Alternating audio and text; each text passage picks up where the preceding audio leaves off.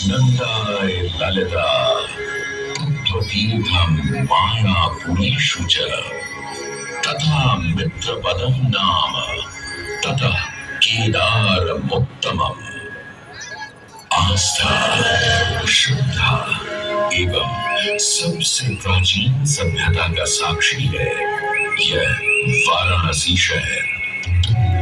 यह कल कल बहती पवित्र गंगा नदी की धारा, जिसके समक्ष विद्यमान है यह ललिता घाट। मत्स्य पुराण में तीर्थों की चर्चा के अवसर पर ललिता तीर्थ का वर्णन हमें प्राप्त होता है। साथ ही साथ स्कंद पुराण के काशी खंड में भी जहाँ नव दुर्गा घाटों का वर्णन होता है, वहाँ भी ललिता घाट का नाम अंकित है। ततों ललिता तीर्थं गंगा केशव सन्निधौ तत्रास्ति ललिता देवी क्षेत्ररक्षाकरी परा। साच पूजा प्रयत्नेन सर्वसम्पत् समृद्धये ललिता पूजकानां च जातु विघ्नो न जायते। कृष्ण तृतीयायां ललितां परिपूज्य वै नारी वा पुरुषो वापि लभते वाञ्छितं पदं स्नात्वा च ललिता तीर्थे ललितां प्रणिपत्य वै लभेत् सर्वत्र लालित्यं यद्वा तद्वानुलभ्य च लभेत् सर्वत्र लालित्यं यद्वा तद्वानुलभ्य च। गंगा नदी के तट पर स्थित है ललिता तीर्थ, जहाँ क्षेत्र रक्षा करने वाली दुर्गा रूपी ललिता गौरी का निवास है, जिनकी सभी श्रद्धालु सर्व प्रकार संपत्ति लाभार्थ पूजा अर्चना करते हैं। इस घाट की सबसे विशेष बात यह है कि यहाँ शिव के साथ शक्ति के दर्शन भी श्रद्धालुओं को मिलते हैं। घाट के ऊपर गली में मां दुर्गा को समर्पित देवी ललिता का मंदिर विद्यमान है। साथ ही साथ यहाँ काष्ठ एवं ईंट से बना राजराजेश्वर मंदिर भी स्थापित है। भगवान शिव को समर्पित काशी में यह मंदिर नेपाल के पशुपति मंदिर का प्रतीक रूप है। वर्तमान में सुशोभित यह ललिता घाट पूर्व में 3 भागों में विभक्त था। दक्षिण दिशा की ओर से चले तो नेपाली घाट, ललिता घाट एवं राजराजेश्वरी घाट। इनका उल्लेख सन 1930 में मोती चंद्र जी ने किया था, जहां नेपाली घाट एवं ललिता घाट के पक्के निर्माण का श्रेय नेपाल के महाराजा बहादुर शाह को जाता है, तो वहीं राजराजेश्वरी घाट के निर्माण का श्रेय सिद्धगिरी जी को जाता है। कालांतर में नेपाली एवं राजराजेश्वरी घाट ललिता घाट में ही समाहित हो गए। ऐसी मान्यता है कि अश्विन मास की कृष्णा तृतीया के दिन ललिता तीर्थ में स्नान कर देवी के तट श्रद्धालुओं की सभी मनोकामनाएं पूर्ण होती हैं।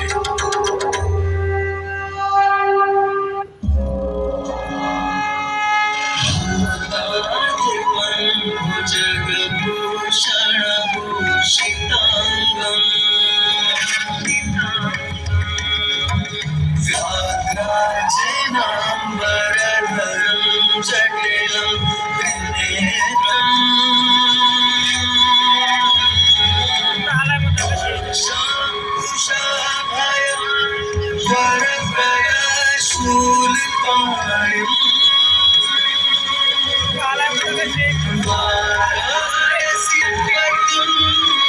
भज विश्वनाथम्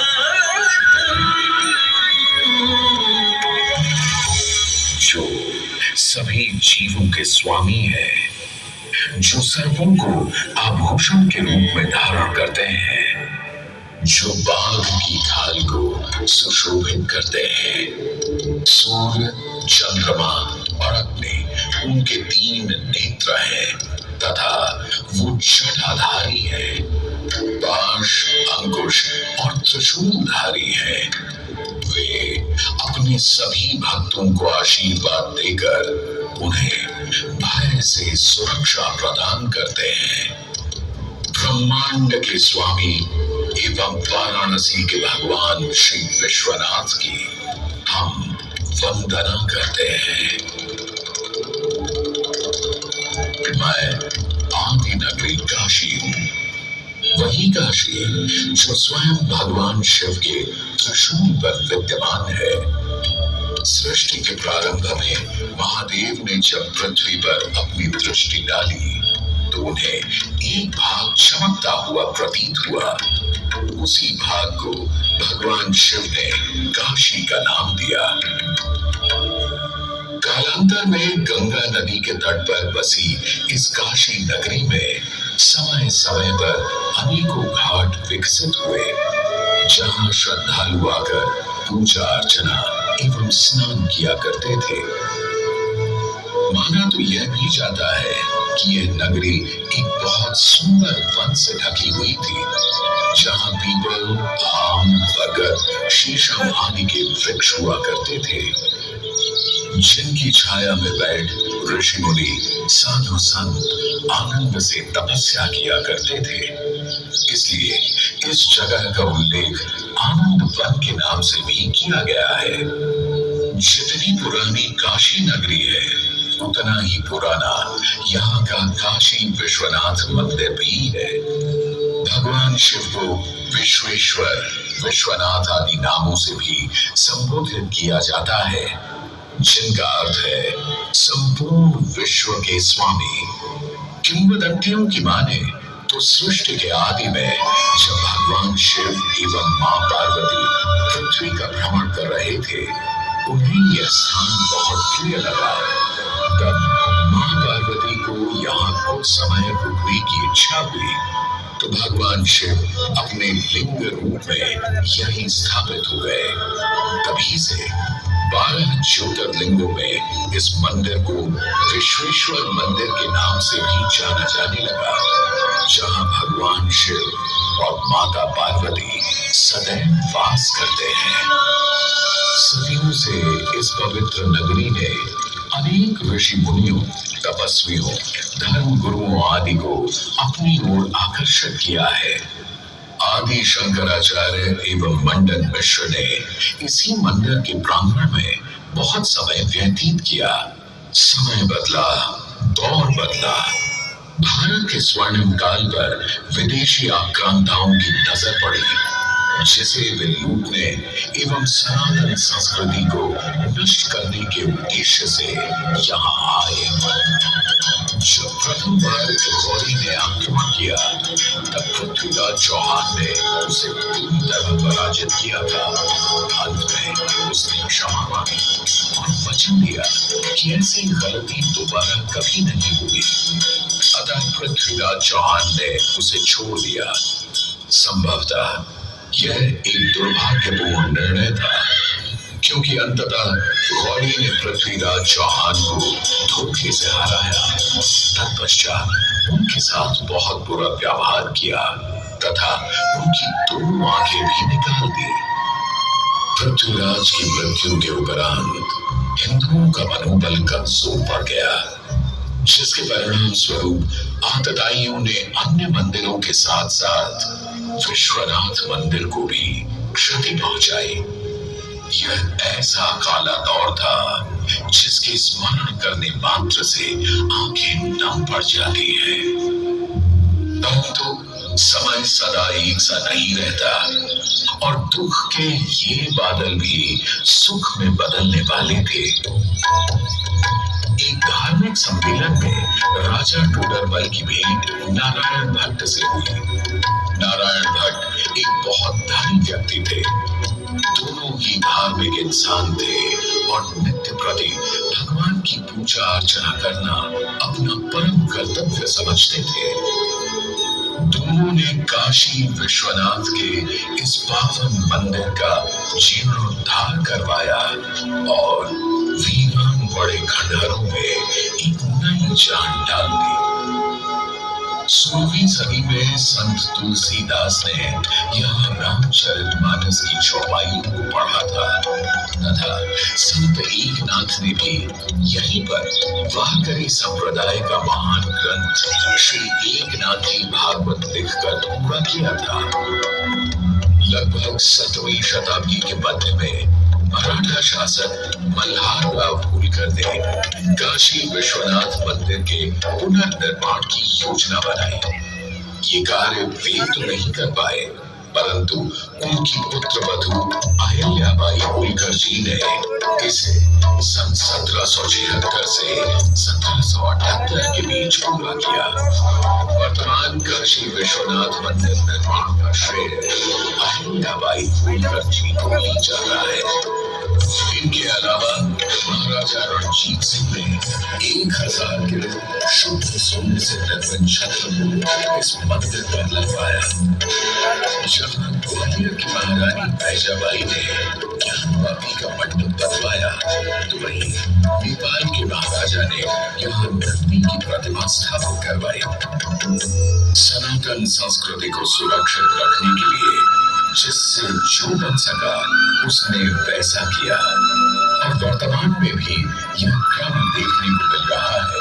सन 2022 में भारत के प्रधानमंत्री श्री नरेंद्र मोदी जी ने काशी विश्वनाथ मंदिर का जीर्णोद्धार एवं सौंदर्यीकरण करवा इसके स्वर्णिम कार्य को फिर से एक बार जीवंत करने का प्रयास किया।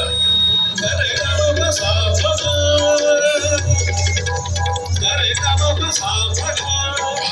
शिव को समर्पित काशी विश्वनाथ का यह पावन मंदिर सदियों से करोड़ों श्रद्धालुओं का प्रेरणा स्रोत रहा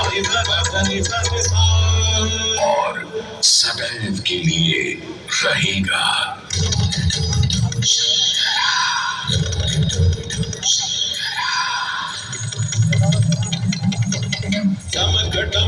डमरू बाजे भोलेनाथ महेश्वरा, डमरू बाजे भोलेनाथ महेश्वरा। त्रिमुनि धनुष कमान साधे त्रिनेत्र बाण को शंकरा, त्रिमुनि धनुष कमान साधे त्रिनेत्र बाण को शंकरा।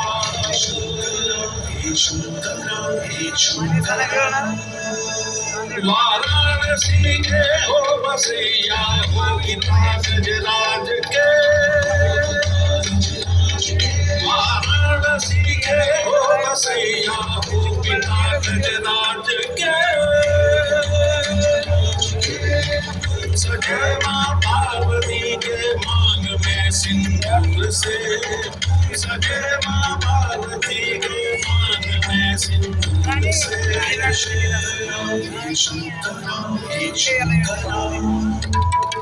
छटा के चुनरी लपेटे गंगा के समय वासती,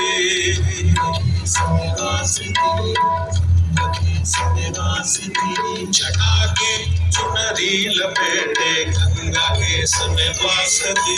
चंद्रमा की रजत कांति शीश तुम्हारी प्रकाशती, चंद्रमा की रजत कांति शीश तुम्हारी प्रकाशती। एक नयन इंदु सीमंत है, एक नयन सूर्य की ताप है, एक नयन जब खुल जाए तो जग में करे विनाश है।